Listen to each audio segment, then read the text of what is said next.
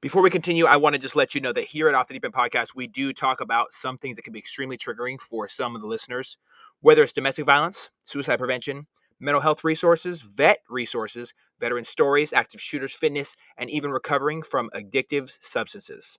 There's only one place I go to spread my message of positivity about not just going through things, but growing through them as well. For this, I use Anchor.fm. It allows my listeners to listen on over 7 platforms with a click of a button. Make sure you download Anchor app or go to anchor.fm to get started sharing your story. Anyone can make a rate, but only God can make a boastful mate. It's been said multiple times that men in the Navy are forged by the sea. I would say that this man has a lot of salt on his boots. He's a leader, a father, a friend, a brother to those who will have him, a chief, an officer, and an LDO. So many things that make up this man. But often, he probably preferred to be just called Jeff Bayless. Jeff is somebody who I've served with in my prior occupation as a sailor, and he is somebody who continues service much beyond his contract. He doesn't look at it as an obligation, but more as a mission in life, to be of service to others. He goes around and shares his story, opens up his heart, claims his faults, and takes accountability to look forward and move in that same direction. I'm very excited to be able to share this conversation and the one to follow with my brother, Jeff Bayless.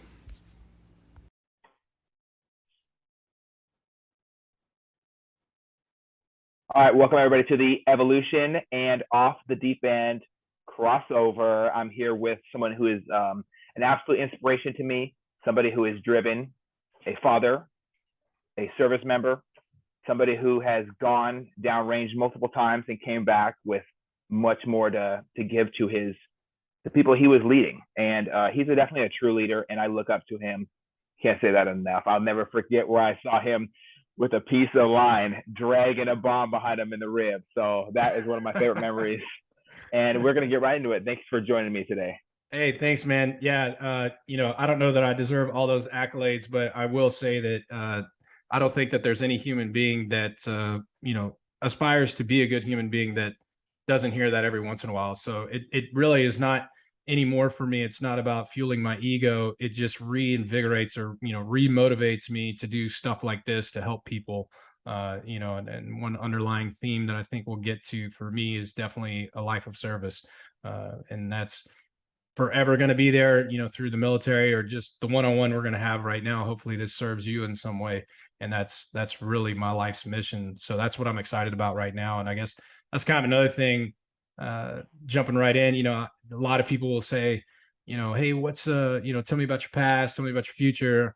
And I always like to start with the present, right? Like, what is going on right now? What am I excited about? What are you excited about right now? Because that's where the pivots begin, right? That's where we can take action, is in the now. You can't take action on the past. You can't take action on the future, but I can take action in the now. And right now, I'm excited about this conversation, man. And I'm excited about the ears it's going to land on, and hopefully the people it's going to resonate and help. And that's my life's mission, man. So that's kind of where I'll jump in off the deep end. With something maybe kind of chunky is, life's mission of service. So I appreciate your kind words, man. Absolutely. And you know what? I'm glad you said that, because I'm going to ask you then to completely mix that up and tell me a little bit about what was it like for you growing up as a child. I want everyone to have a little bit of dipping their toe into the water before understanding what this vast sea of Jeff Bayless is. Yeah, perfect, man. So I had good parents. I did have good parents. My dad was a boatmate in the Navy, got out in Vietnam, got out, self-made man, very successful in the oil industry. My mom is a sweetheart, right? But there were mistakes made. There were definitely challenges, and some of those challenges, which I'll discuss, gave me existentially, I would say it gave me PTSD prior to even joining the military, right? And a lot of people think that we have post-traumatic stress based on war conditions. And I describe PTSD, which I'm sure we'll discuss that, as somewhat like, if you're envisioning a 32-ounce Gatorade bottle or a 16-ounce water bottle, either way, once that thing is full and overflowing, you've now got a mess on your hands, right? So, my bottle may have been 16 ounces at 10 years old, and overflowing. And then, over time it got, I kept packing things into that water bottle or that sea bag. Right. And it just, kind of exacerbated the situation. So what did that look like? Violent neighborhood. There were a few benefits of growing up in that neighborhood, with a gay brother as well. Is I don't see color. I'm not racist. There's no prejudice. It's just, I've never been, I don't understand it, right? Because I grew up in an all black neighborhood, the only white kid, a few Hispanics, very few Asians, but some Asians in school, but mostly black neighborhood. And then Awesome. being the only white guy, my role was like to try to fit in and be cool, right? Like to learn how to do the MC Hammer dance and, learn what Run DMC was about, right? So I look at that as a blessing, but it was kind of a rough neighborhood. There was a lot of violence. My house got broken into multiple times. Saw my babysitter get tied up with an extension cord at gunpoint. Our cars got stolen. Just a lot of violent things in the neighborhood that definitely got me to where, I am a concealed carry, which I know you're definitely pro 2A as I am. Oh, yes. And, I think it kind of led me towards this desire for continued safety and securing others, right? Which I can probably get into why maybe I joined the military. But that being said, there was that little bit of trauma, right? With, you can call it little T, but for me, it was kind of outside, right? Like, it was kind of the environment outside. But inside, my parents weren't getting along. They were fighting a lot. My parents got divorced when they were 10. And so there was that relational trauma, seeing the unit break up, right? That can do a lot of damage. And my mother moved away, right? So I had no nurturing role from a young age. And I love my dad. He's like one of my best friends. But I say to this day, you don't scare me. I held a flashlight for Jack Bayless. So, Yeah. There was that part of it, not having the nurturing role growing up, that kind of also pushed me further into that aggressive lifestyle. And then I would say the most vulnerable piece here is that, and it's very hard when you're a manly man, like people can't see me, but I'm covered in tattoos, retired Navy guy, still a civil servant for the military. Definitely pride myself on a lot of manly masculine things that I had done and still continue to enjoy. And yet, when I was 10 years old, I was sexually abused by my babysitter's brother. And there's a lot there, man, that, you carry into adulthood. I remember on my first ship, or no, maybe it was my third command, second ship. Sorry. There was a sexual assault case involving two men. And I remember saying, I think I even said it out loud. Like if that happened to me, I would die. I would never tell anybody that. And the reason I said that was because it did happen to me. And so I wasn't mature enough to deal with those emotions. I compartmentalized them. I felt very guilty. I was very embarrassed that I allowed it to happen at such a young age. I think, it's hard because it's fuzzy when you're that young, but it might have been around, 5 to 7. And it wasn't just one time, it was like multiple times over the course of a year or two, where, that behavior, it was just ongoing, and at no point did I like it. At no point was I like, this is enjoyable. Because first of all, when you're that young, you don't enjoy sex, right? Like I'm worried about tricks and cartoons, right? I'm not worried about enjoyment of sexual pleasure. And so that's thing one. And thing two is I knew that it was not natural. Like I knew it was wrong. I knew it was not right, at least for me. I'm not saying, a male and male sexual relationship is not appropriate. What I'm saying is a 5-year-old and a 16-year-old is not appropriate. Right. Yeah. Someone's preying on you. 100%. Right. And, I think at the time, if I could talk to the 5-year-old version of Jeff, I would say, dude, it's not your fault. Right. It's not your fault. And you should talk about it. Yeah. Till an adult. Yeah. Yeah. And at the 40-year-old age, I would say the same thing. And so to the listener, I would say if you have experienced something that in your past, like we said earlier, share your wounds with people you trust, share your scars with the world. It's now a scar for me. It's in my past. It's something that happened to me, but it's not who I am. It does not define me. Absolutely. I have a member of my family that's currently going through something similar. And I'm obviously not going to out her because there's an ongoing, criminal investigation in the case, and the judge is waiting to hear it and everything. But the conversation I have with this young individual is, don't take this as something that means that you made a mistake. You are a victim, and that doesn't mean that we cower in fear or that we don't live life anymore. Mm-hmm. Your life is not over until you breathe, like you've had your last breath. So, like me having a similar experience, I was preyed upon 3 times as I grew up, and it never gets easy to hear somebody else go through a similar thing. And you saying that what you would say to yourself, something I would say to myself at that age is, tell somebody else, because my parents didn't handle it in a very positive way. Right. There was one time it happened, they put me in therapy, but we kept it to ourselves. We kept it inside the family. Sweeping things out of the rug is never something I'm going to pass on to my children. And I know that a lot of parents do what they can with the tools they're given by their parents. Right. But that doesn't mean I'm going to repeat my parents' same mistakes. So I would say a similar thing. Absolutely. Yeah. And, of course I'm like focusing on things that, but it was impactful in your life. Right. And so to ignore that, it's like when people say, well, that hurts. It's like, well, yeah, you'd be a sociopath if it didn't. Going through therapy, understanding that these things are painful.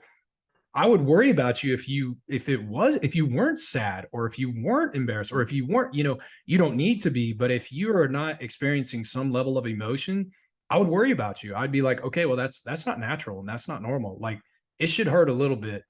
That's how we as humans process things, right? Mm-hmm. It should hurt a little bit. That's how you're now processing it in real time. And the other thing I would say is, well, a lot of times we have guilt for an action. Right. So I felt guilty about that action that honestly I didn't need to feel guilty about. And you didn't either. You, like you said, I like that phrase, because it does put it in the right connotation. You were preyed upon, right? Because what 5 or 6-year-old kid is going to say? No, they don't know. They're just trying to. I've been taught to do what I'm told. Right. Pick up my toys and brush my teeth and do the appropriate kid things. Right. So the thing, or where I'm trying to go here, is there's guilt and shame, right? So you can feel guilty for an action, but don't embody it and make it, that was something that happened. It's not who I am. And that's the difference in guilt and shame. So it's okay to feel guilty for a time and then process it. And I don't mean specifically kids with child, sexual trauma. I just mean in general, if something is negative in your life in real time, it's okay to feel guilty about it.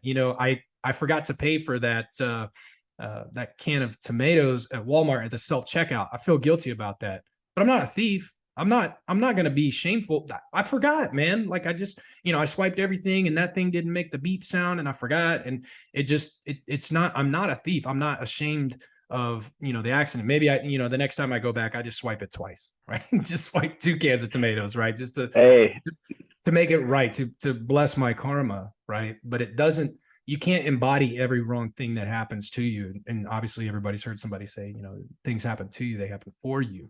Right. And that's only, you never lose if you actually learn from, you don't win or lose, you win or learn. Right. And you're learning from these things as they happen to and for you. And that was just kind of my childhood, man. Those were the hard spots or the sticking spots. And then those were younger years, and I did pretty well in school. And I got to, high school, I'd say by the time I was always kind of a bully, very big personality, played football, lifted weights, body built, did all that kind of stuff. I was a jock. I drove a Jack in the weight. Yeah. I know you love that. And yes, Lord. I drove a 1970 Plymouth Roadrunner, looked like the Dukes of Hazzard car, I did all the very macho type stuff, right? This was my thread here. And then I got into high school, and honestly, I just didn't care if I lived anymore. I wouldn't say I was suicidal because I wasn't mature enough. And I'll talk about suicide maybe on a part two.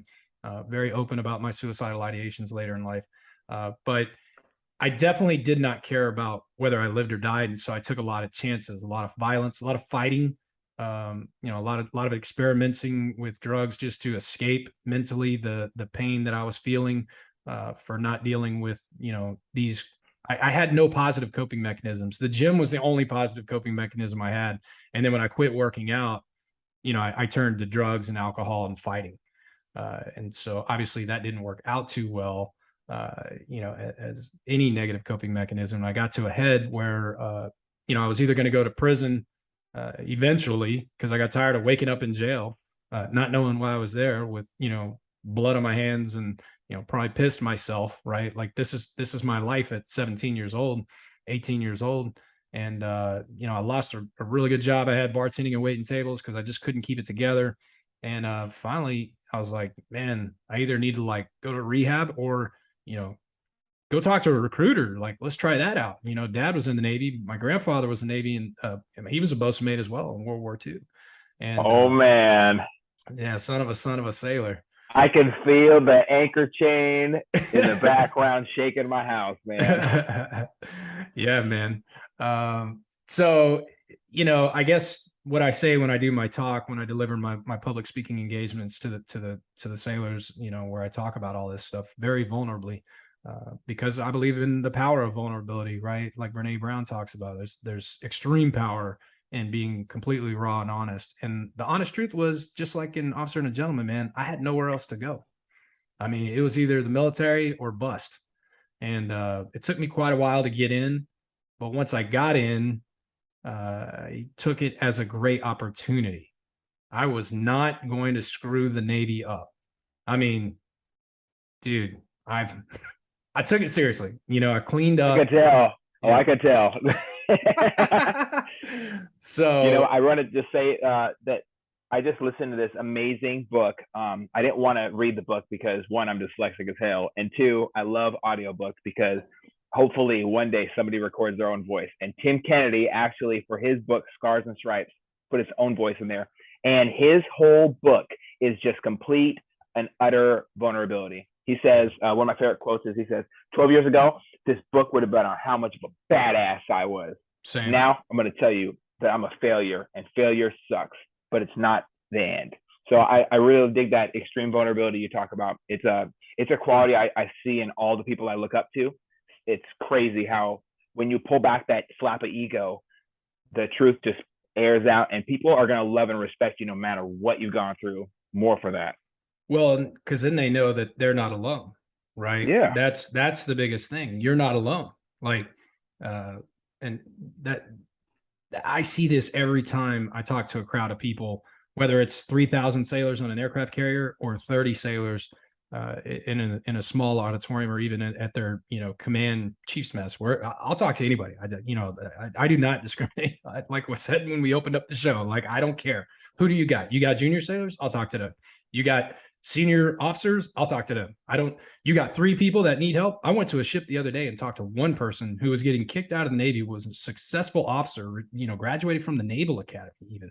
Like, I'll talk to anybody, man, because if it keeps them from jumping off the ledge, then that's worth my time. But you can't. 100%. People will know you're full of shit if you're not, coming out with everything, right? Like, if people can tell when you're holding just a little something back, like, he said that, but you can't build that trust. And that's a quick way. Speed to Trust is a good book by Covey. That's a quick way to get that trust going. It's like, hey man, look, like you say in your podcast, when you do the posts, right? You let people know right up front, like, hey, there's going to be some vulnerable topics we're going to talk about here. There's going to be some things that might trigger something that you aren't ready to talk about yet. So just be forewarned. And that's a speed to trust thing. You're getting their trust automatically because you're letting them know we're not pulling any punches here. We are 2 guys, or a guy and a gal, and we're going to talk about the hard topics because those need to be discussed. And that's, hell yeah, man. That's, as a society, I think we're doing better, and that's important. But so good, just capping off the childhood thing, I don't want to say that I had a bad childhood, because again, you're not alone. I think a lot of people have these little T trauma events in their childhood. For the most part, I had what I would say was an okay childhood. Wasn't great. I know my kids have had a better childhood, right? And that's on Mission purpose. complete. Yeah, exactly. That's on purpose.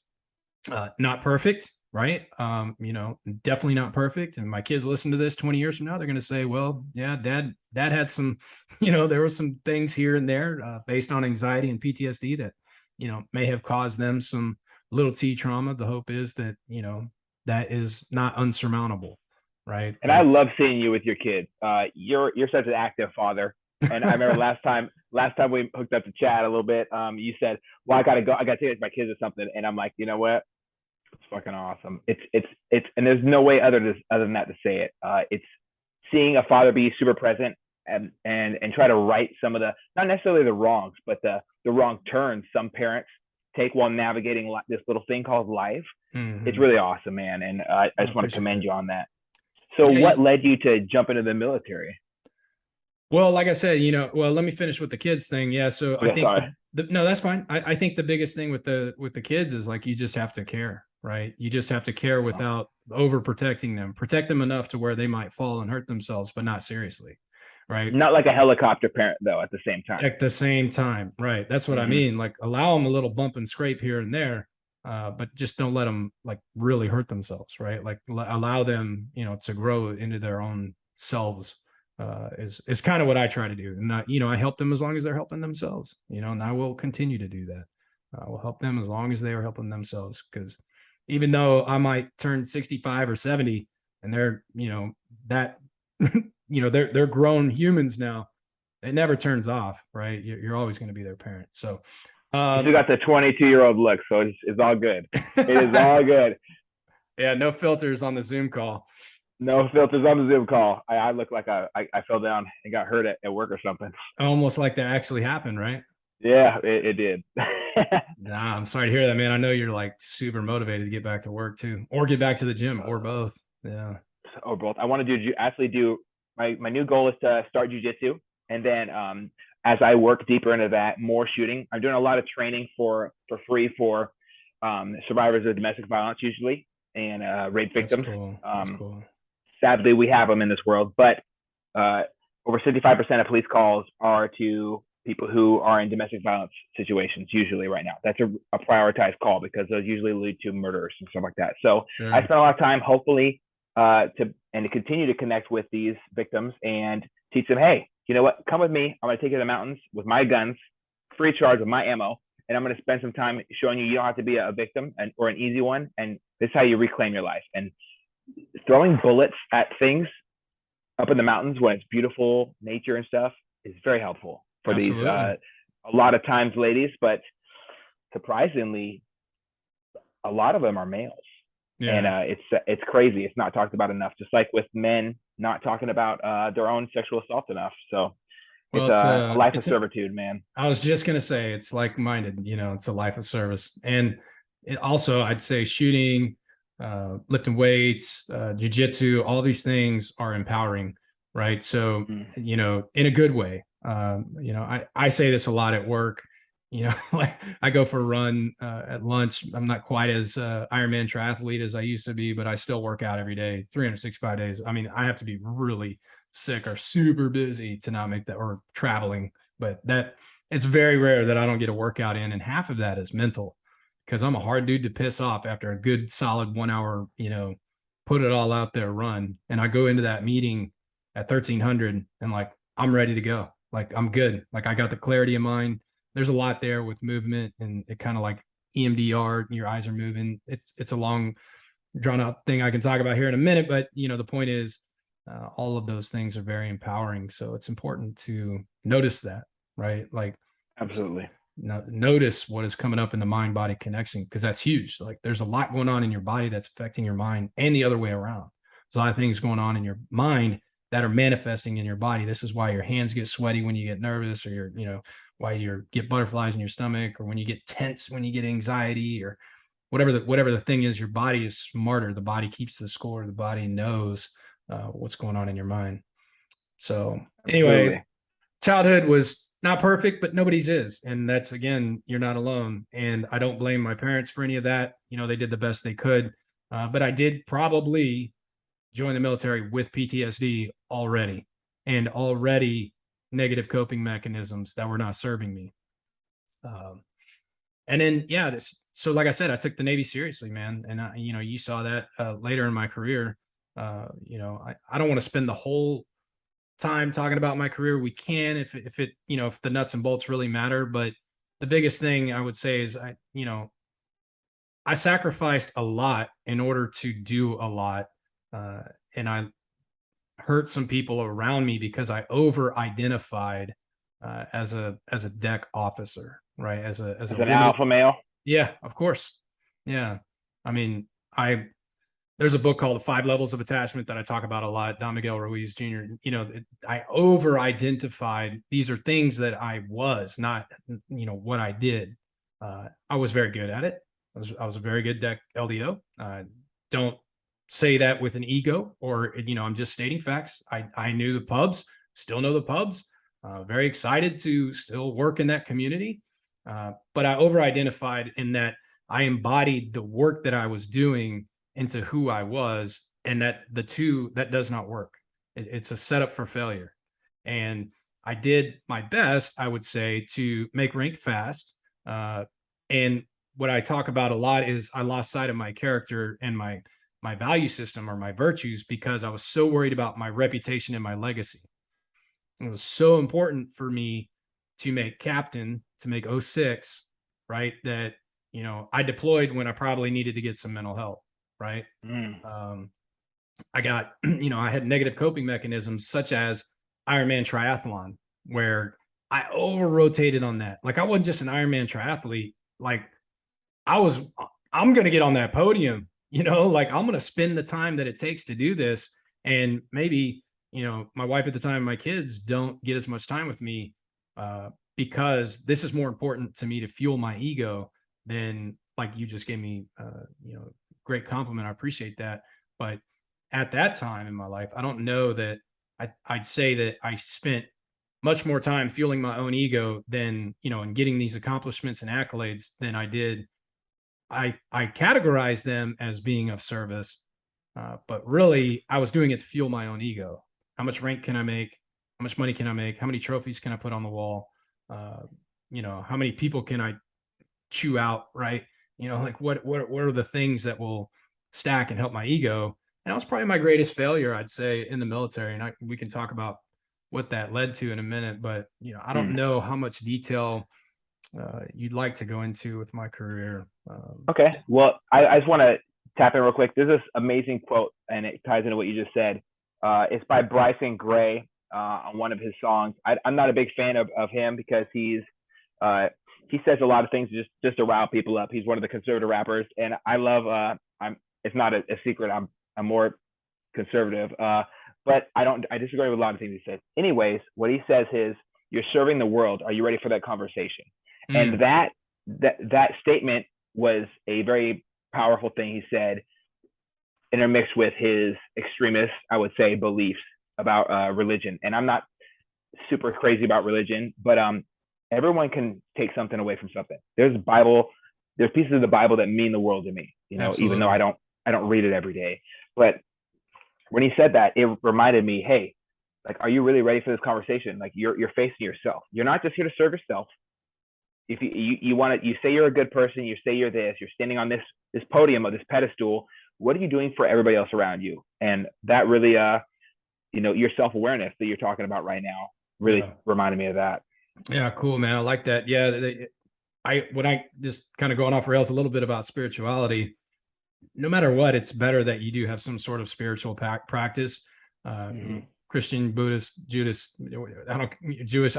it doesn't matter to me what that belief system is, but what that spirituality practice will give you. First, it's a grounding practice, right? Keeps you grounded. And the way it keeps you grounded is because you understand that it's bigger than you, right? Not everything is about you. You're a small speck. Now, a drop in the ocean is a drop in the ocean, and we need a drop in the ocean, or the ocean would be one less drop, right? That's great, but it's bigger than you. So things that we think are so important that are so worth getting, swept up about, like I'm so worried about the next, whatever thing that's going to come on the news channel, right. To click me in, and I watch the news and I stay current and I know what's going on, but I don't, it's not about me, not always, Mm. all I can do is go vote, all I can do. There's no reason for me to think anything is solely about me usually. 100%. Even like losing a job, losing a relationship, or somebody just speaking ill to you, right? A lot of times people are ready to chop you down because they have unresolved trauma, right? So this is why they're chopping at you. And it's probably not even about you. It's that they were sexually abused when they were a kid and still haven't talked to anybody about it.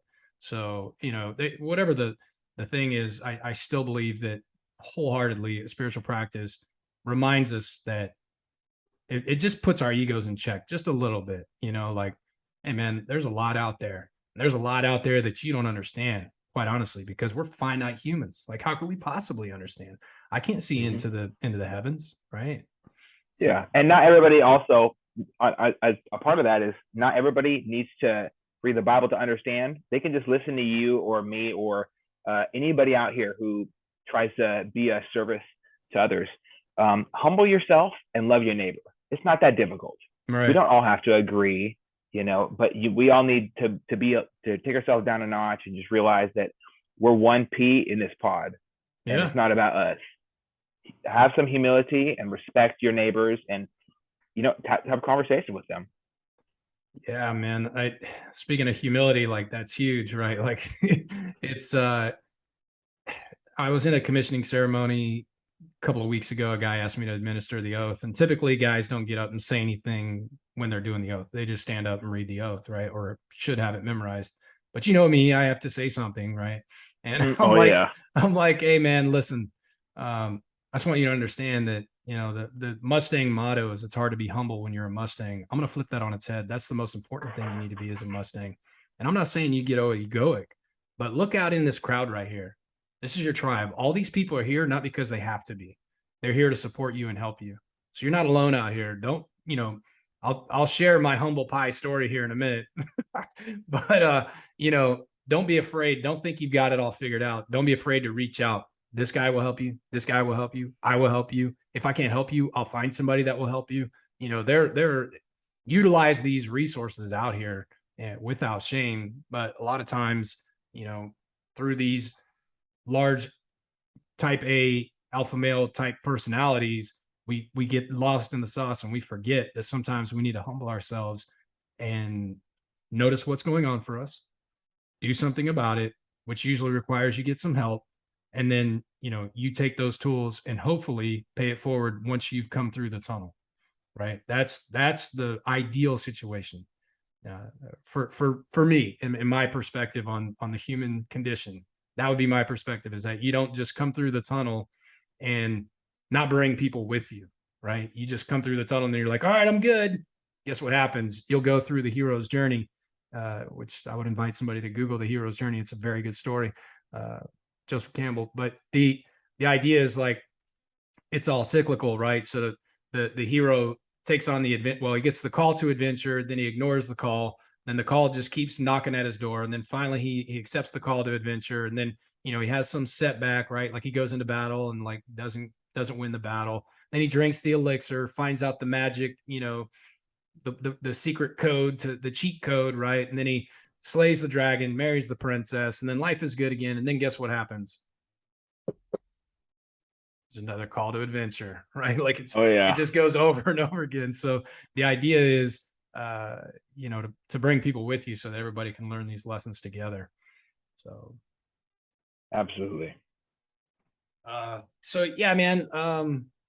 Then I moved on to, I commissioned, just, I think most people that are going to listen to this have some relevance to that, came in E1, from the hood basically. And nothing from the track. Yeah, exactly. And, made my way up to LDO, without a degree. I ended up getting a degree, which is amazing, by the way. I can name 4 people who've done that. Yeah, and you're one of them. Thanks, man. Yeah, I mean, it was a great accomplishment. I was very proud. My family was very proud, but also I would have to say that was a team effort, right? There was no way I could have done anything that would pad the package that I submitted to make LDO without the sailors that trained me, right, and mentored me and taught me, how to do this job, and then B, and probably more importantly, the sailors that worked for me that did a good job so that we met mission and we got, the operational accomplishment. Those things got done, right? Like we did a H80R mission on an LSD when I was the bosun, maintenance officer, MOGAS officer, crane officer, D-bar control officer, you name it, man. Aviation control, or aviation facilities coordinator. None of those titles that I could put on my fitness evaluation, my fitness report, or those awards or any of that, or the packages for promotion and stuff. None of that wouldn't have happened without at least 300 people doing their jobs. You know what I mean?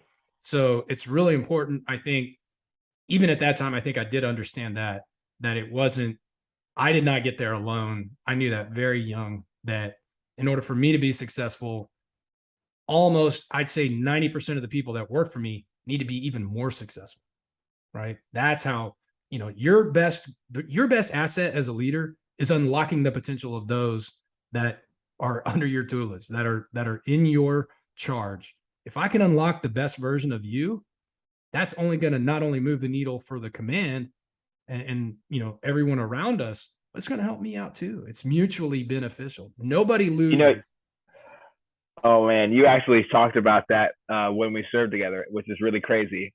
You talked about even you were such I would say an iron fist of a person, but you spoke so with such an even keel. Like I didn't get off a lot of other officers and other chiefs, not BMC Brontes, of course, but other chiefs around there. They would kind of look at you with this weird look, like I don't know how to put my finger on him. I knew who you were exactly off the bat. I'm like, this guy, he's going through some shit. He's got some things going on, but ultimately he's still here. He's still present. You tried to impact my life. You definitely did have an impact on my life.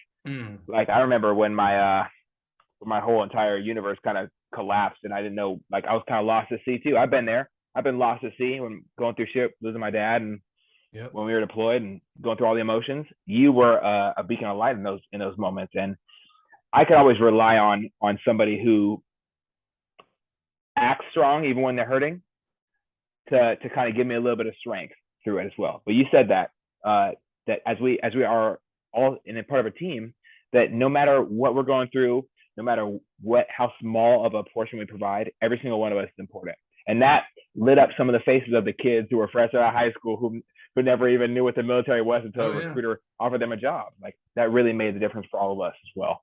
No, I appreciate that too. Yeah, it's I say it. There are some, I've talked about this ad nauseum, but a lot of people try to climb the ladder and then they get to the top of the ladder and they're like, oh shit, this is the wrong building. Like I was climbing the absolute wrong building, right? And so that's just human nature to want to climb ladders. And what I say when people come to me for like commissioning programs and stuff like that, first is like understand what you're applying for, but two, you don't need to. Like the Navy needs good chiefs. Look at Mundi Brontes, right? Navy needs that guy to be in the chief's mess. That's exactly. Hey, they need him to train all chiefs, like get rid of them all. Like I hate to be that guy. I don't want to write his stuff or whatever. But sure, no, I love Moody. We need more people. We need more people like him, and he had such a powerful impact on everybody he touched. Even if they didn't like him at first, after a while they're like, oh, Chief is kind of cool. I don't know. He grew on me. Yeah. Yeah. But that's the thing is we need in society as well, not just in the military. In society, I need a bricklayer, and if you're a bricklayer, there are three ways you can look at it. I walk up to one bricklayer and he's like, what are you doing? I'm laying this brick. I walk up to the second bricklayer and he's like, what are you doing? He's like, oh, I'm building a wall. And you walk up to the third bricklayer and you say, what are you doing? He said, I'm building the cathedral that one day people are going to come and worship in. Okay, great. I need all three of you guys, right? I really do. I need a bricklayer to accomplish this greater good. So that's just one thing to keep in mind, right? It's like, no matter how good you are, you don't get anywhere without the help and support of somebody else, whether that's your family, those you work with, your society, your, if you're religious, your spiritual practice, all of these things, I say a lot, like it's all connected. It's not one thing. Your health, your overall wellness is not one thing. Sometimes people over rotate on money, or people over rotate on appearance, or health, right? Or they over rotate on my work, or it's all connected. If you could have 6-pack abs, but you're $40,000 in debt. Well, you're probably really not. It's like spokes in a wheel, right? If one spoke is out of true, if one spoke is bent, that wheel is not rolling straight down the road, right? So, I think that's important to keep in mind, is that everything matters. Like, it's all connected. Your physical health, your mental health, your even your finances. Like, I wouldn't call myself, finance expert. I have friends who are finance experts, you know what I mean? And I ask them about stuff. But I also don't want to be in debt, right? Like, that's a hard place to be. It's a scary place to be, especially when you have people that depend on you, right? And then that's going to weigh on when you have people that depend on you. Then that's going to weigh on your mental health, right? Like, where's my next paycheck coming from? How am I going to, like, now I'm like kind of ranting, but it's like, I've said to this before, when people are like, what's up with that guy? Like, well, he's just never been hungry. And by hungry, I mean, like, literally, like, I've been hungry. Like, I've had no food in the fridge. I don't know where my next meal is coming from. Like, I've legit been hungry. Like, it makes you work harder. Anyway. It does. So yeah, man, let's just get right into probably the cliffhanger here. So it's doing well in the Navy, not doing well in my personal life. And I don't ever say anything bad about the mother of my children. It doesn't serve me. It doesn't serve her. I can only own my part of that relationship. And my part of that was that I wasn't really participating because I was too busy trying to be the best officer I could be, the best triathlete I could be, the best, everything that didn't involve her in our relationship, which was wrong. Do you feel like you were running from something when you were running all those miles? Yes, of course. I hadn't dealt with everything. Was compartmentalized completely. Yeah, of course. Yeah. It was another negative coping mechanism. People have, some people are gambling addicts, some people are food addicts, some people are drug addicts. My thing was, I'm going to work out and I'm going to drink, and I still have a beard. Like, I'm not saying I don't drink anymore, but I do it responsibly, and I understand my relationship to it, right? If I'm angry, I'm probably not going to drink, right? Like, that's probably absolutely the worst time to have a drink. The worst. So, I loved my wife at the time, and I don't say anything negative about her, but the relationship was not going well. And if you look at it on Facebook, Jeff Bayless is crushing it in life. Deck LDO, killing it in the career, great reputation. He's got the wife, the white picket fence, 2.5 kids, the stereotype, everything that was outward appearance was great. But what you don't know is, like, when I'm going home, I'm not happy. And so this is why I'm trying not to be home. And I won't get into the details because it's not because I'm embarrassed about it or anything, but it just doesn't matter, actually.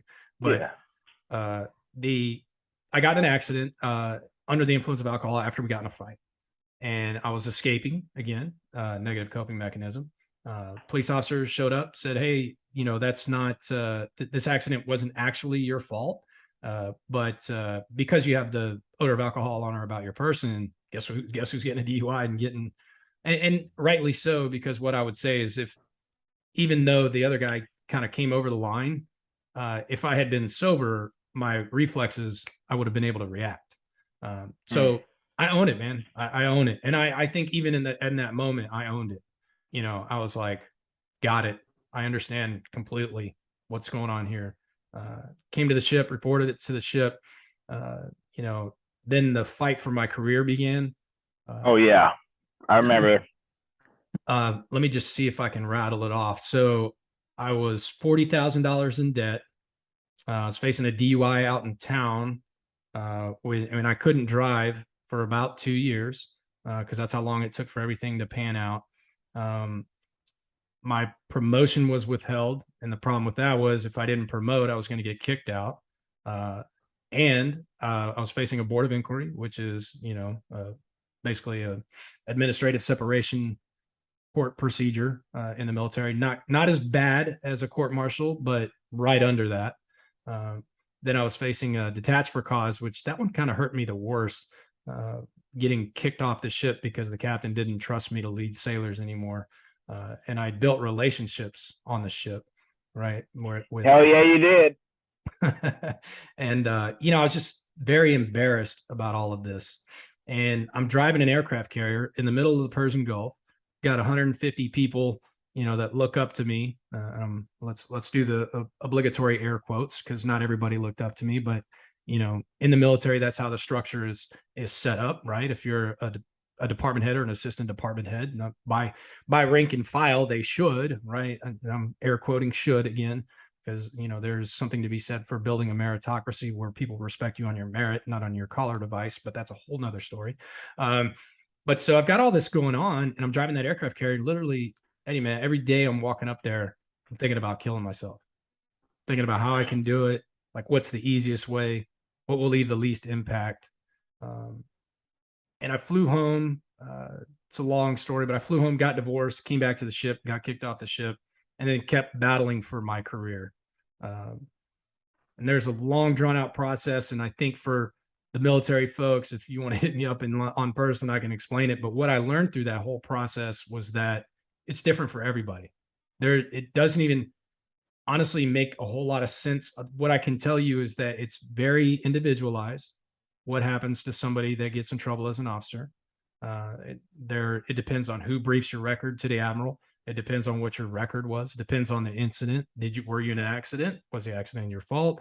All of these things I think weigh in, and there's a lot of administrative loopholes. But I would just tell you, even the biggest thing I learned through that was that at this time I still wasn't getting help, bro. Like, I still was not. I was like, let me run more miles. I did quit drinking for a while, but I didn't deal with anything. I didn't say, oh, well, maybe the reason I'm, this way is because the one thing I will say I did, and this is probably helpful. The one thing I did do right is I really started reading. The thing I did wrong was shut down and get depressed and want to kill myself and not get any help. The thing I did do right was I really started picking up books and trying to work on myself. Instead of reading a rate training manual or NSTM, or learning the intricate details of things that don't matter, I really started to look, why the fuck am I acting like this? Like, how can I get better? Why am I doing this? And I could give you a book list when we're done here, but there's so many out there that it's really, I give book recommendations, but the real deal is, like, just do the research. And then that's the thing I did right. Started reading a lot of Stoic philosophy, Marcus Aurelius, started reading some Ryan Holiday, starting to get into Stoic philosophy. And if you, on the edge, when you look at Stoic philosophy, you think it's a battle hardened individual, like, the warrior goes out and don't come back, either come back with your shield or on your shield, right? Like, that's not what that's not what Stoicism is about. And so I don't want to, give a lesson on Stoicism here, but what I would say is that was one thing I did right, and it was very helpful. Also during this time, my wife now, which we're about to celebrate our 6th wedding anniversary, during this time, I'm sorry, I forgot to mention, I was also facing a divorce, child support and custody battle at the same time as the DUI. So all of this, I'm in a pressure cooker, right? And all I needed was just a little vent on that Instapot, just a little vent would have been nice. But my wife, she's my wife now. Then I wouldn't say we were dating, but we were probably like very, very close to dating. Nothing inappropriate, I would say, not only for on her end, but on mine. We were friends before we got intimately involved. We were friends for quite a while, actually. And so she helped me out a lot, man. She really saw through. First, she cut through my bullshit. She was like, yeah, that's an excuse. Yeah, that's a coping mechanism. I still love you, but that's what that is, right? Like, let's just call a spade a spade. But honestly, Eddie, man, what she taught me, which is very powerful, that for the listener and for you too, man, like, I want you to hear this. I know you probably know it, but, like, you deserve to love yourself. If I can be honest, my wife tells me that so much. Yeah. You deserve to love yourself. And it's not selfish. Of course, there's a cliche saying, put your oxygen mask on first. All of that is true. But really, at its core, you need to love yourself enough to do the work, you know? And she taught me that very slowly. It was, I say course corrections, to use a nautical term, you don't do a 180 by flipping the hard over rudder, right? It's 1 degree course corrections. And then finally, eventually you're at 180-degree difference, but it's just that one trajectory change, that 1 degree trajectory change. And over time, just by her helping me kind of understanding what was going on with me, objectively looking at me from an outside person that loved me, that had no reason to, she didn't want anything from me. She didn't need anything from me. She just wanted to see the best version of me, which is also important because as society, not only do you deserve to love yourself, but we deserve the best version of you, right? Society deserves the best version of the individual so that the collective is overall better. So she taught me that over time. I would say it wasn't just like one morning I woke up, I was like, aha, right? Like, oh, I love me now. It takes time, man. It takes time to love yourself. Looking in the mirror for me was definitely difficult for a lot of times. I deal with a lot of guilt and self resentment, and I've had my clash with suicidal thoughts. Thankfully, I had I think my last brush in with being at my lowest low. I was, it's funny. I'm going to say this. I was drunk, and I don't drink to get drunk ever. I drink, and I'll stop drinking when I feel like I'm intoxicated. And I never want to be in a spot where I can't take an hour to sober up and leave a negative situation, because I don't drink to have a bad time. I don't drink to have a good time. I drink to celebrate life and stuff like that. But I was drunk, and thankfully, if it wasn't for the 4 people that I had over at the time, who knew me so well, and one who didn't know me too well, but she just had a great heart. My brother Devin and his lady Denise and my wife, they pulled me off the fucking rails, and I didn't know what I was gonna do. I knew I couldn't live like this anymore. I couldn't live in a life of guilt, and that's when I forgave myself. Yeah, and that's when I forgave myself, because we all deserve to love ourselves. We can't look in the mirror and be like, I'm ashamed of you. That's not healthy. No. So thankfully I started talking about my problems, and I revamped my podcast and started talking to great people and sharing our own issues. And as I listen to other people's, I'm listening to your story, and it shakes me to my core every single time. I usually listen to other people's issues and things that they've fought through, and why they're still here when they've had an issue. And I'm like covered in, I'm like sweating like I'm in the fifth fleet right now, because I'm having to also be reminded that, hey, I have issues too, and I should work on them as well. And so it's always amazing to listen to. So I'm happy she was there for you, man. I appreciate that. I think to add on to what you're saying, not a but statement, I'm adding on to, you're never done. Never. You're never done. And that's an aha moment, because it gives you a little bit of grace when you have a setback, right? Like I've had a negative thought. This is important too, man. You're not your thoughts, you're your interpretation of your thoughts. So you're going to have negative thoughts. It's human nature to have a negative thought. Now, when you have that negative thought, whatever it is, I want to beat this guy up, I want to sleep with her, I want to steal this can of tomatoes from Walmart, whatever the thing is, that's a negative thought. Well, then what action did you take on that? Right? What action did you take on that? Did you do the right thing? And if you do the right thing over time, those just become, muscle memory, to use like a shooting term, right? It becomes, once those reps and sets, then it just becomes, that's the way you think all the time, right? Hopefully. But when one creeps in, when one negative thought creeps in, like, I should just kill myself. Well, don't over rotate on that. Don't say, okay, well, now I'm just going to keep thinking about that, keep thinking about that, keep thinking, obsessing how, and then I'm going to start to plan it out, right? Like I don't know, the full things that were going on in your mind, but for me, there was definitely like a couple of plans, a couple of, like, I had fully thought it out. And so it's important, like, not just when you have thoughts, but how do we interpret these thoughts? I mean, I haven't had a suicidal thought in years. But I would say as a lesson, and it's kind of hard to explain and it's kind of hard to understand and it's kind of woo-woo at the same time, but it's very true. When a negative thought pattern, find a way to jump track to something else, right? Dismiss that thought immediately. Oh, I should just kill myself. Well, and my wife loves me. So next, like find some way to break that pattern so that, and this is with everything, I say, and I'm disclaimer, not a doctor, not a therapist, but just hold on a little bit, right? Like exercise a little bit of patience, right? And that may be same thing with like food, right? Like I want that Snickers bar, but I'm going to eat it in 30 minutes. Buy the Snickers bar, hold on to it for 30 minutes. If in 30 minutes you still want that Snickers bar, all right. I mean, it wasn't an impulse, hey, I want to get that tattoo. Okay.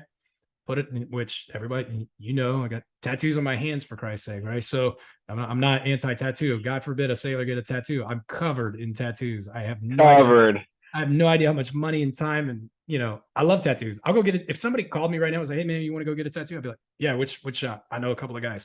So not a bad tattoo. I'm very pro tattoo. I appreciate the art and the light. I get it, but put it on the calendar, especially if it's your first tattoo, right? Put it on the calendar. And if you still want it, after, whatever that date is, well, just hold on for a little bit, right? Just hold on for a little bit. And if in 30 days or 2 weeks, whatever we've decided, if you still want that tattoo of that person's name on your body, well, okay. I mean, you thought it through. You weren't drunk at the bar and I operated under an impulse, right? And then did something that you would regret. Acting on impulse can be super dangerous. Absolutely. Yeah. And again, it goes to noticing. So in the moment, notice that this is an impulse, right? And sometimes, dude, like I'll do impulse things and I'll be like, I know this is an impulse, but I'm going to do it anyway. Right. But at least I'm taking credit for it. You know what I mean? Like I own that this is an impulse decision. And sometimes indecision is the worst decision. Right. So sometimes it is better to make a decision in an impulse. Say, I know this is near and dear to your heart, but say if it deals with somebody's safety or something to that level, gotta act. You don't have time for patience in those moments. But absolutely in moments, not. Yeah. In moments when you're saying, I want to do a destructive behavior to myself, I want to cut my legs to watch them bleed because that makes me feel good in this moment because I'm hurting. Maybe just hold on for like 5 minutes and then string a few more 5-minute, together before you pull out that knife and do something to mutilate your body. Try to hold on just a few minutes. And if you can't, find something else to do, right? Find someone to call, someone you trust. And maybe you don't even have to talk about that, but just talk about something else, right? Find somebody you trust and plan something. So you have something on the calendar to look forward to, right? That was good for me too.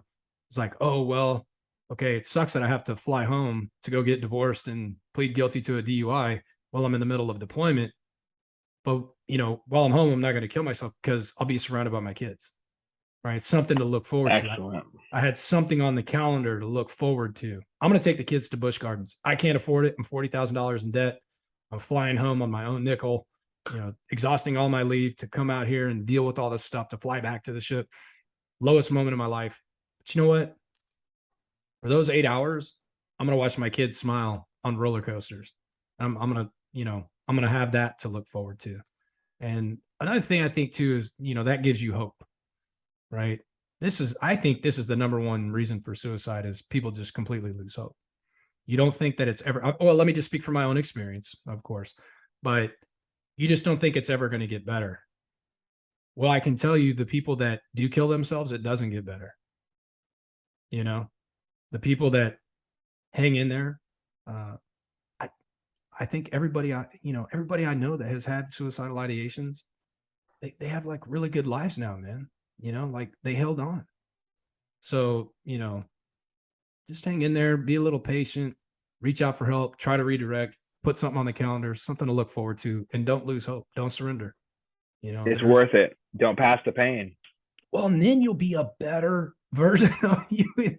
Like, hey man, I was an asshole. You know what I mean? A little bit sometimes. You don't have to be polite, man. It's cool. Like I No, know that. no. Sometimes you definitely were, but I understood it because I saw what you were, and I honestly wish I just broke my little shell of being and try to be respectful and just said, hey, I don't I know I'm just a junior ass sailor. I've taken a lot of time to understand psychology, and I've seen a lot of people hurting. Are you all right? And maybe that would have been a better way to do it. And Absolutely.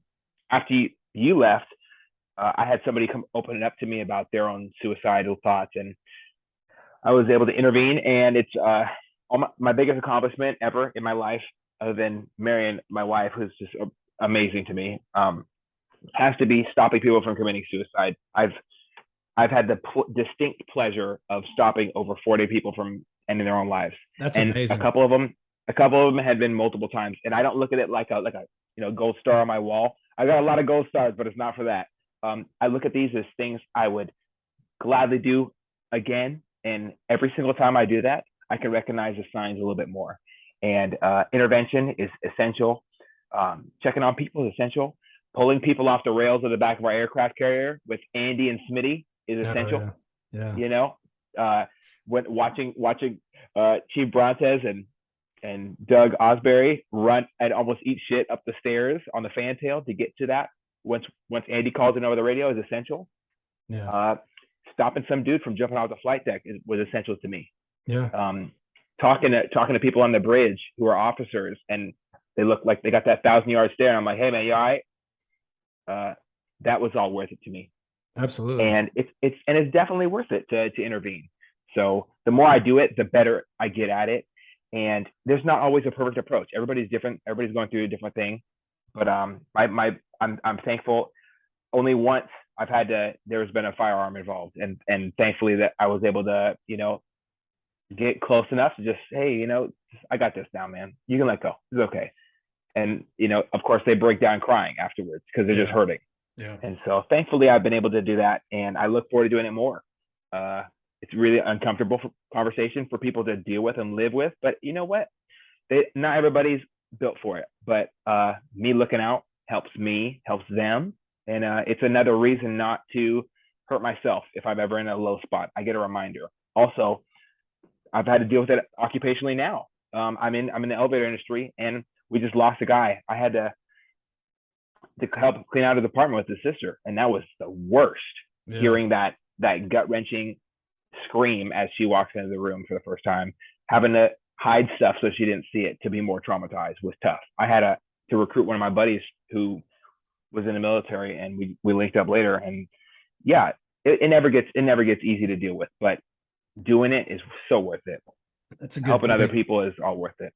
First of all, man, thank you. That's amazing. That I think that to on that thread that there were people that knew that wouldn't say anything, and to be honest, had they have said anything, I would have probably blown it off. But it's somewhere in my subconscious, in places I don't talk about, I'd have been like, especially if you had approached me. Now, if you'd approached me and said like, hey, FL, you look jacked up today, man. You take a day off. That'd have been one thing. But if you come up to somebody that like, hey man, everything okay? Like, you don't have to tell me, but I just want you to know, like, if you need to talk, like, I'm cool. No judgment zone. Like, no worries, dude. And even if they don't take you up on that, you put it out there, and that person now is forced to think about things, like, oh my God, like that was really deep. Like that guy, he didn't just like come slap me on the butt and go like, hey, good game. Get it together. And next, now we got to go to the unrep station. Right. It's like, hey man. And that's what I try to do. Like, hey man, you don't have to pump it up for me. You know what I mean? Like, there's no need to be extra. It is what it is, dude. If you're ready to talk, I'm here. And if I can help, great. But, just even if they don't take you up on that, I think if I'm giving advice, which nobody asked me for, but if I'm giving advice to somebody who knows somebody that, they know is struggling, maybe don't beat yourself up so bad if they haven't taken you up on the help. Because you may be helping and they aren't they don't have the social skills to tell you that you're helping, but in a way you are, just because they don't go, hey, you know what? Thanks, man. Thanks, man. I was going to kill myself today, but since you just said like, what you said to me, I'm not going to do it. So appreciate that. Yeah. Not everybody works like that. You coming up and saying to somebody, I remember this very distinctly. My roommate on the TR, I won't say his name publicly. He's a very private person. But we weren't like super good friends or anything. We weren't really closely connected, not in the same community at all, not in the same spiritual beliefs at all. Very different. The only thing that's same was we were both white guys. But I'm standing quarterdeck watch, right? And I can't think of anything else except for this DUI now. And he comes up and just pulls a Jolly Rancher out of his pocket and puts it on the podium. And is like, hey, man, hang in there. Something as small as that got me through that day. I was like, oh, cool, man. First of all, who carries Jolly Ranchers around in their pocket? But, second. Not me. Me either. I think I remember your roommate. I can't. Yeah, I remember a face. I'm not gonna say names. So. Yeah, but no, I like the guy. You know what I mean? Like we weren't super close, but even just that little bit, really, it got me through that watch, if nothing else. You know what I mean? Like it got me through that next couple of hours, probably through the day. Just little things like that when you don't know that you really are making a difference. Like this podcast. We'll see some downloads. We'll share it out. We'll get some likes and all like that, but you don't really know. You don't know who you're impacting. So do it anyway. Mm-hmm. Right? It may scare you to death. You may not get the return on your investment you were hoping for. I'll go give a talk to 300 sailors and get a standing ovation. And then 100 of them wait behind and want pictures with me. Like, oh man, you're so great. Like, can I take a picture? And, can I get your number, or can we connect on Facebook? And then I'll get one where it's like, they kind of clapped. I didn't really, there was no laughter. I don't really know, it didn't quite land as well from my perspective, but you just don't know. You don't know. Absolutely. Somebody might walk out of there and go, man, like I'm too shy to go talk to that guy, but I'm going to go call the 1-800 number. You know what I mean? Or I'm going to hang out later and like come back in here and pray about something. Yeah. Something. You just don't know is my point. But yeah, so then just to kind of finish the loop on the life story, if we're doing that, because we could talk philosophy all day, which I love. It's my favorite topic. But the how and the why, I should say. But so basically what happens, I fought for my career for a very long time. It was a rough 6 years of battling to get to a retirement status. And I did.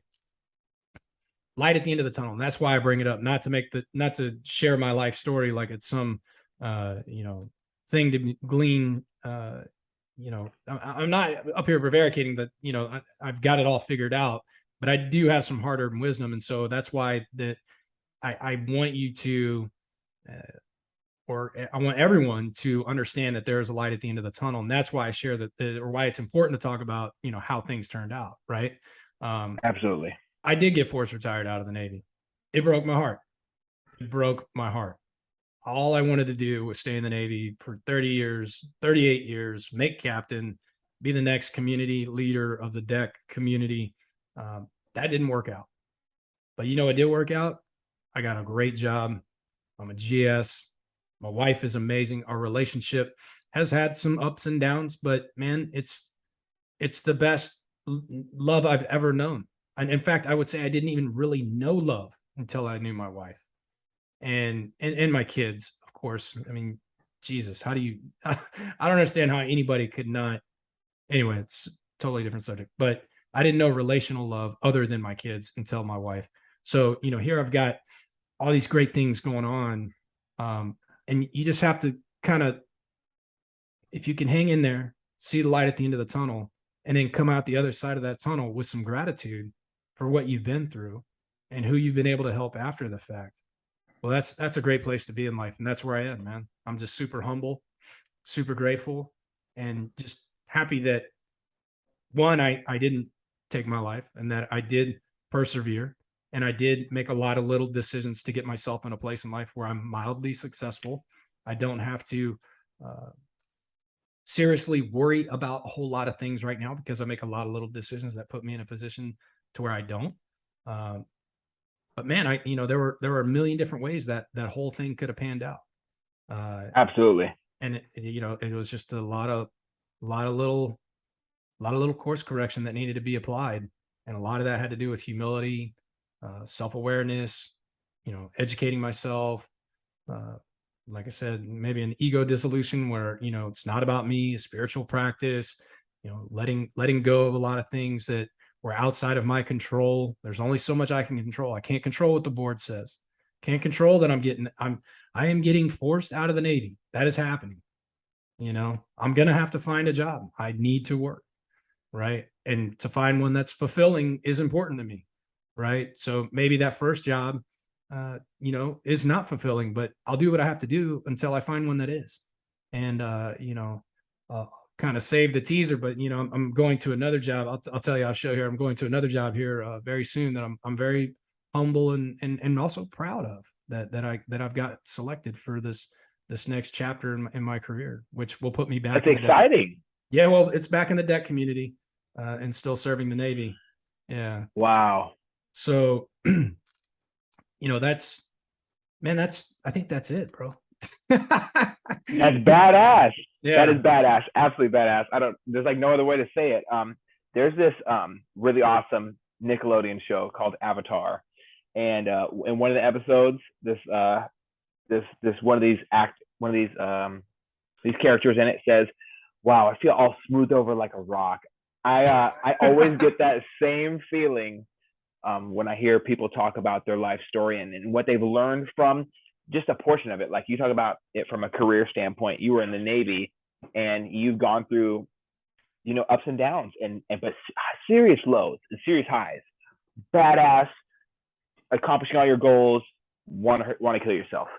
You're seeing your kids unhappy with your current situation as far as your marital status, and how to persevere through that and get through that always helps me feel all smooth over like a rock. It's like kind of the cheesiest way of saying it, but I can never get over that feeling. I just wanted to shed some light on the situation. I think the biggest rumor that was ever around there, and I know you probably think about in the moment or after the moment, God, what was everybody saying about me? Yeah. One thing I could tell you is this is the true thing I heard the most. How the hell did he get a DUI running in spandex or on a bike? So yeah. So I want you to just know, everyone was so like wowed by everything you do, and people still are wowed. I went and met up with LaBarge in Las Vegas, and we talked about you and yeah, he follows your story, he follows my story, and it's always great to see you persevere. I look at the pictures of you speaking in front of sailors. That's it. That's the mission. Helping other people who are fresh out of school, gone in the military because they didn't know where they were, what they had else, or because they didn't have anywhere else to go. Like I know I had nowhere else to go. I left for the Navy because that was it. I didn't have a home. I had no home, literally no family, no home. Everyone was like cast me out. That was it. Now, thankfully, I've strengthened my firearm position, have a good relationship with my parents and stuff. But right. At the time, I didn't have that. So it's always really awesome to hear that. And wow, I'm gonna have to get that reading list from you because you certainly know a lot more big words than me. So I really gotta get. No, man. I appreciate. It's always. I appreciate all that. And I would also say, you're giving me a lot of credit, and I do. I acknowledge that because nobody wants to give a gift that you're not going to open, right? That's the worst thing when you give somebody a gift card and they don't use it, right? So I received the gift. I appreciate your kind words, man. That means a lot to me. So I don't want to gloss over that. That's very important to me that I acknowledge that you took the time, and I believe, I wholeheartedly believe that the words you said were exactly how you feel about me, and I really just want to take a moment to acknowledge that before I move on to the next thing, which is, absolutely you're all the idea fairy is coming in with all this great information. We're in the age of technology. We've got the internet, we've got books, we've got audiobooks like you talked about, we've got podcasts like this one, we've got influential people that are, trying to do positive things out in the community, right? So they're getting in front of large crowds, spreading information. And I kind of use the analogy of like a bullhorn. Some of these thoughts are my original thoughts. And then when somebody else repeats them, I'm like, that's great. That guy just bullhorned what I'm talking about. Or if I bullhorn something else that somebody else was talking about, great. That's what we need, is to hockey stick up by people utilizing their bullhorns, utilizing their platforms, and don't be so, it's not about you. So, great. I receive that and I take that, but the credit belongs to all of the, people in the arena, to use a TR quote, right? That all the people in the arena that are sharing this good information. And then it just kind of makes this nice algorithm, in your head. And you're just kind of like, well, now this is stuff that I know. Right. And it's important to me. So I feel compelled to share all of these ideas that not only from my experiences and people that I've talked to and, people that I know, but things that I've read and things that I've seen. And, I can't remember where I got that quote or that, that idea. I don't remember. But I know it's important. So I'm going to reshare it, and I'm going to, I may not always give somebody the right copyrighted, because I don't remember. I don't know where all these ideas come from. I know that it's my job. It's your job. It's the job of anybody that cares about humanity as a whole or the individual, is to not hold on to something and keep a secret, right? We say in the military, never be the senior man with a secret, right? I got no secrets, dude. Like, this information is out here. These ideas are out here, and they're helpful, like deeply, immensely, importantly helpful. And for somebody not to share that to me is almost a crime. Like, yeah, it's almost like stepping on somebody's neck to get up. I don't need to do that. I just need to share the good information, share the love, and I know and trust that it'll be reciprocated in some way or another. 100%.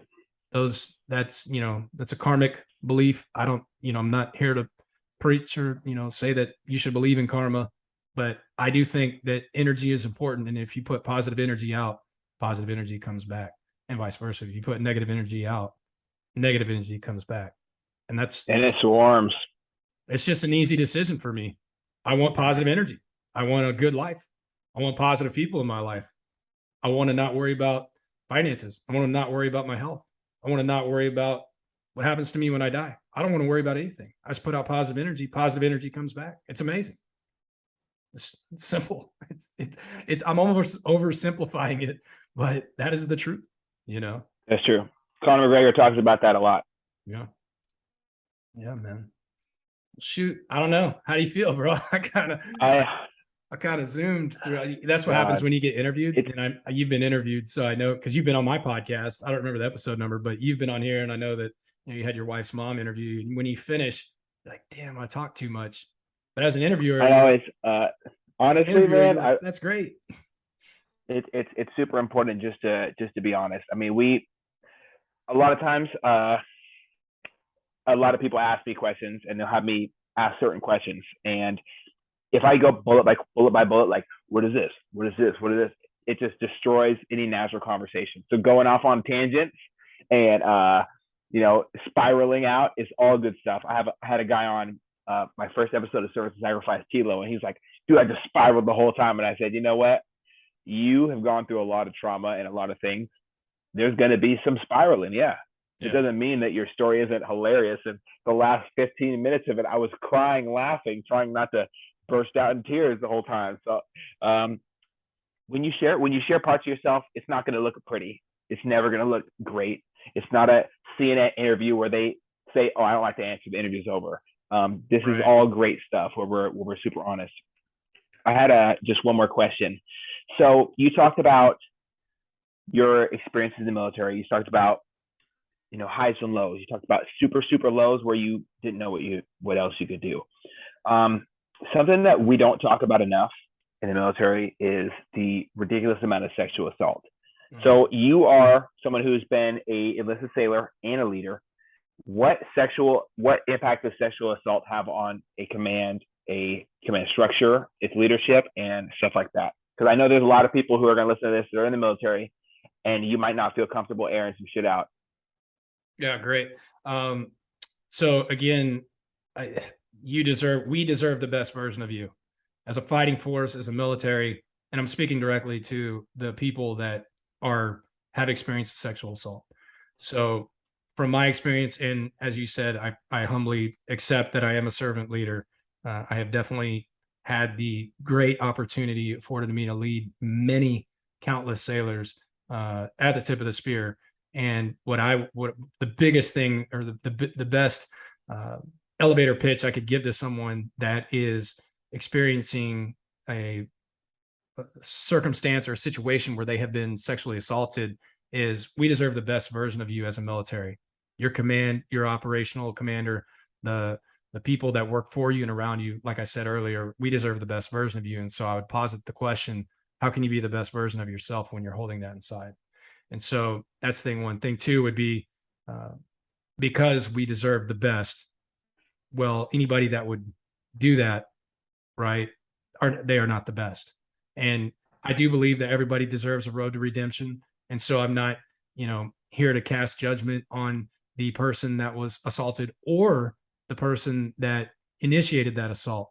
However, that being said, this organization requires the best of the best. And if on both counts, you can't have someone in that command and, doing acts like that to other sailors or to other military members in general, that needs to go because we need the best. So to the person that is or has sexually assaulted people at that command, I would say, we deserve the best. You need to go. Wish you all the best. Wish you, a recovery. I hope you get the help you need, but not at my command, right? Not while I'm out here on deployment. Okay. So that needs to end. There's zero tolerance. Definitely need to snuff it out. If it's a command climate where this is an acceptable thing, that's unacceptable.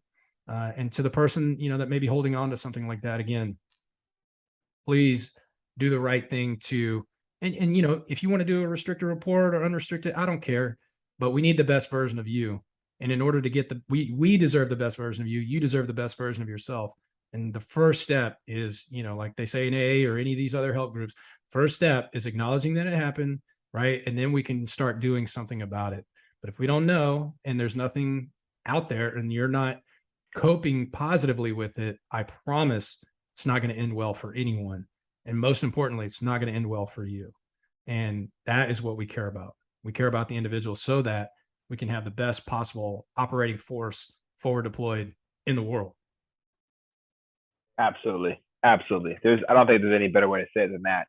I had to deal with, when I got back from our 2015 deployment with the TR, the command completely went to, I got to be honest, ever loving shit. I mean, I'm not here to deface the Navy or talk bad about the Navy. The Navy is a great place for a lot of people. There's a lot of good people in the Navy. There's a lot of bad people in the Navy, just like with cops. That's the easiest way I can tie those two together.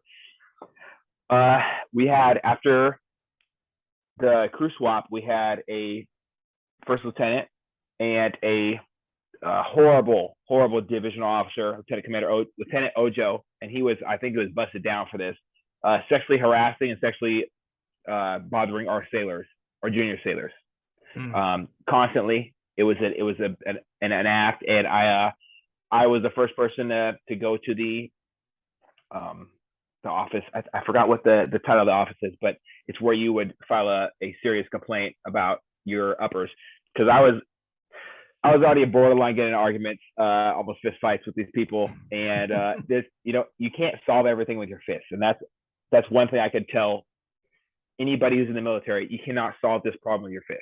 If you're dealing with people in a position of power and they do not want to respond to their ideology and their egotistical ways of, oh, you're questioning me, and they gave me the hard time. I had to stay after a lot of days. Like when my wife was visiting flew across the states to visit me, I was staying after to help do sweepers in certain areas because my sailors didn't sweep enough.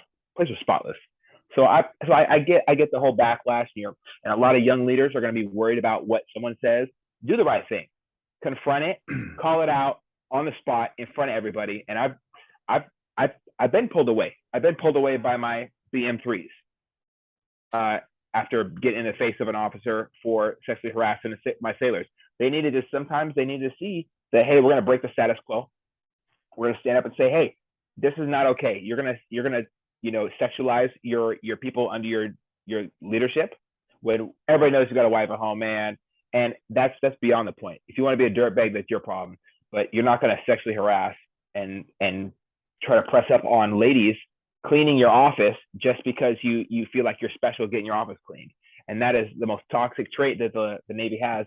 We saw the incident with Fort Hood, where we were literally having a group of young women and young men who were reporting the incidents be executed and left outside the base for dead for reporting these sexual assaults and sexual harassments. So I definitely had a big issue with that. And it was difficult for me to go through that with that bad guidance. I didn't have a good chain of command after Mundi left. I didn't have a good chain of command after Senior Chief Osbury left. I had a ever-loving shit show. And honestly, it was one of the major drivers of why I didn't change my mind and re-enlist, on top of my family situation where they sent me to the wrong ship for 3 months. Right.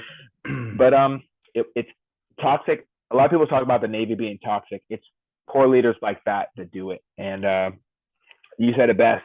We don't have room in our military for that.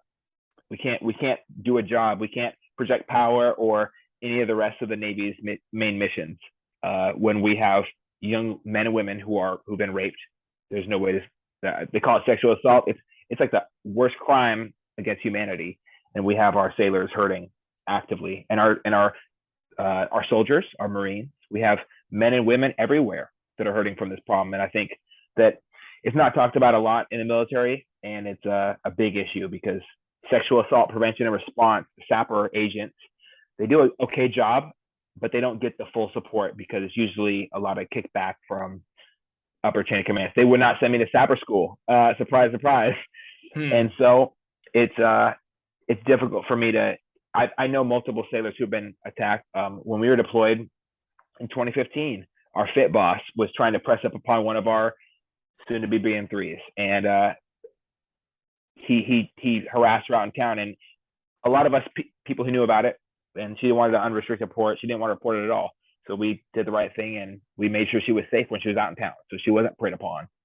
But a lot of people don't have even a solid background to do that or any backing from the military. And that was one of the moments where I wish that we still had you there because I knew you wouldn't stand for that shit, and it was difficult to swallow. It was a tough pill to swallow. I didn't do too well about it. I guess maybe the last thing I'll say here is, which is important to in relation to what you just said, and also just in general, is do the right thing. And sometimes it's hard to know what the right thing is, but again, inaction is probably the worst action. But do the right thing. Most times you already know what the right thing is, but you want the confirmation bias. You want somebody to tell you that you need to do the right thing. Well, you probably already know what the right thing is.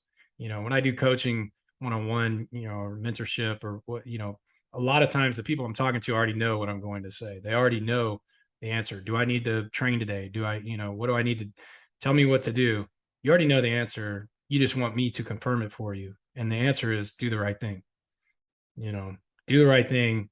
And in all facets of your life, again, you'll get that positive energy back. And sometimes the right thing is hard. It's really hard. Like, here's one. Hey, this person's toxic, but we have the same last name, but I feel like I need to keep them in my life because we have the same last name.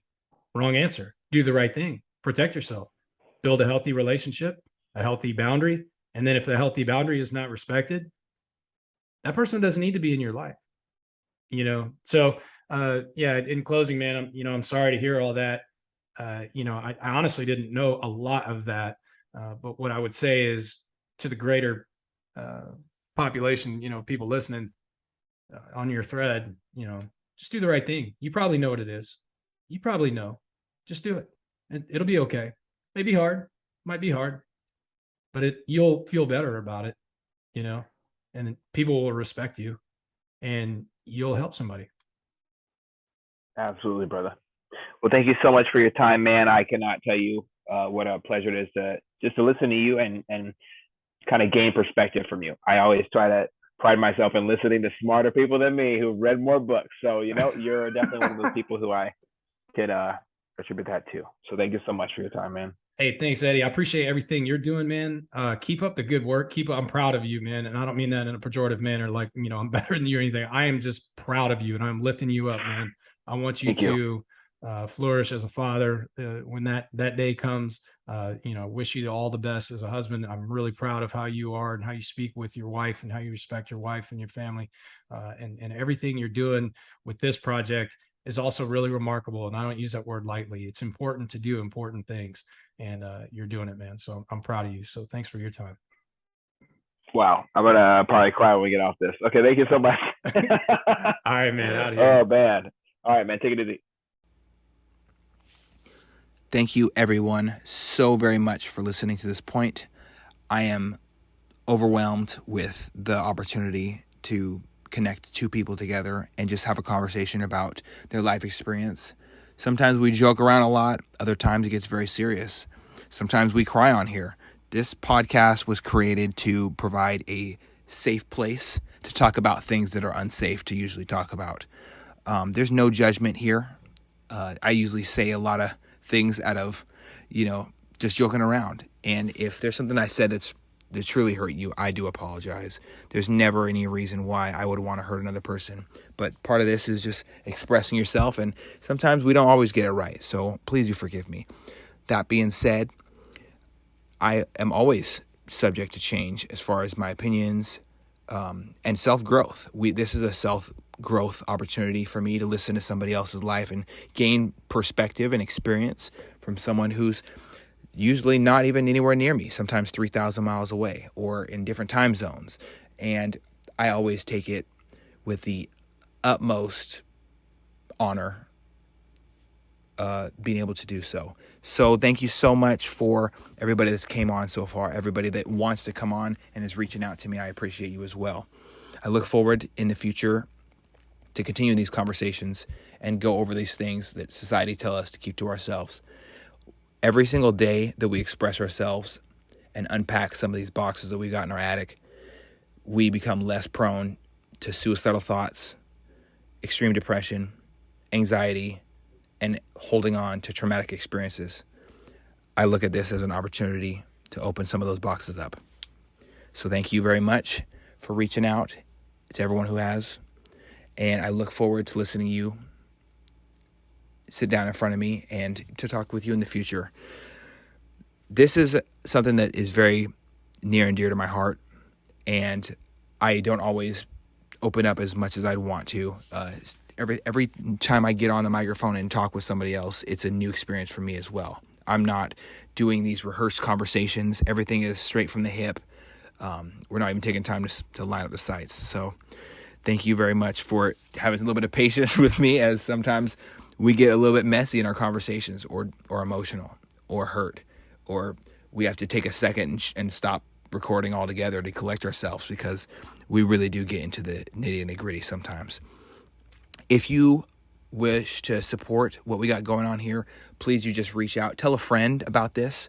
Let's start these conversations, and slowly we can work to get these suicide numbers down and make it normal and remove the status quo of men and women needing to talk about their feelings. There's nothing wrong with saying, hey, that fucked me up or it hurt me. So I really do appreciate you listening. I hope you have a great day, a great weekend. I hope your family is in good health. And thank you so much for tapping in. If you're willing to support what we do, please tap the link below on my Popple, and let's just get connected and talk about this. That's the best way you can do to support what we got going on here, is just to chat with me. And I'd love to hear your story. So please do reach out. Much love.